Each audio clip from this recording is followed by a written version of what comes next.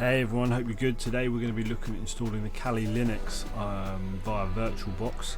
So the first thing you want to do is open up your web browser and head yourself over to virtualbox.org. So head over to virtualbox.org, hit Virtualbox. Alright, again depending what platform you're on, as you can see we're using Windows. Hit the Windows host, allow that then to download.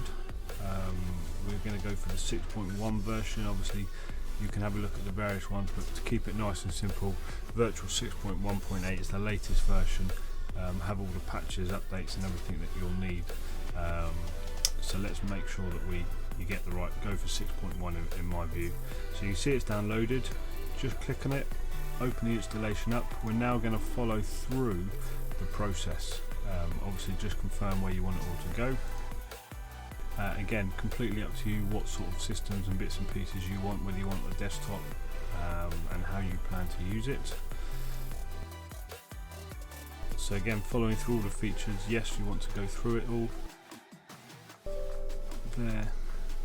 So again, I don't know what you're going to use for your network interface cards, but obviously it might be an idea to look into a network interface card, and we've got other videos on that on the channel, so be sure to check those out and have a look. So now it's all installed, we're going to open it up straight away and start going ahead with it. So we're just going to allow that to load up. Here we are. Okay, so the first thing we're going to do, let me just get rid of that old one there because we don't need that one. Alright, is you're going to click on new. So the first thing we're going to look to do is you're going to hit new. We'll call it Kali Linux. Decide whereabouts you want to keep it stored on your system. So I have a different drive for mine, so mine will go into Virtualbox here, create a new folder, Kali Linux, typo there. Yeah, so I've got a couple of hard drives, so I tend to put stuff, installations and bits on the solid state drive, and then everything else goes onto the D drive.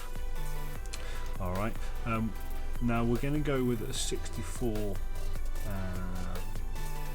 Debian because that's what this is based off of. Now what some of you might find is you'll see that you're only listing all of these as 32-bit. Don't worry, what you need to do is you need to turn your system off, go into the BIOS or the UEFI, and then alter your visualization settings within those. It's a simple process. There's literally, depending on the BIOS you've got, there'll be an information, a box there saying about your visualization settings. Enable it, disable it. Just hit enable. That will allow the 64-bit option to be there. So we're going to go for the Debian version because it's an offshoot. Linux is built off of Debian. Here we want to try and run at 40% of whatever you've got, or maybe just over, so let's just go for 1000. Again, you can alter this and set these up as you see fit for your purpose and your system. Yes, we want to run a virtual create a virtual hard disk, so we hit create, keep it as a VirtualBox disk image, dynamically allocated size. So here, rather than setting the files a fixed size on how big you want to use dynamically allocated, because what that will do, your system will automatically adjust to the requirements that you need, rather than using all the systems, rather than using that fixed size that you've used. So always go dynamically allocated. Again, choose what you want depending how big your hard drive is. We're going to allocate around 50. In fact, we'll just go square on 50 for that. There. Hit create, and there we are. So there's our first visualization system set up. So now what we need to do is we need to link Kali Linux to it. Alright, so the next thing to do, open over to Kali Linux there. Alright, open up the page. So here we can see we're now downloads. Again, find the requirement you need, hit Kali Linux installer. I've already got it downloaded, but you'd simply just click that, it will automatically download, allow it to go through the process, and away you go. Okay, once that's done, is what you're going to do is you're going to come back into Kali Linux here, into your VirtualBox system, hit settings. Again, this just gives you the option just to go through, change anything that you might need, go through your system. If you want to add more memory, drop memory.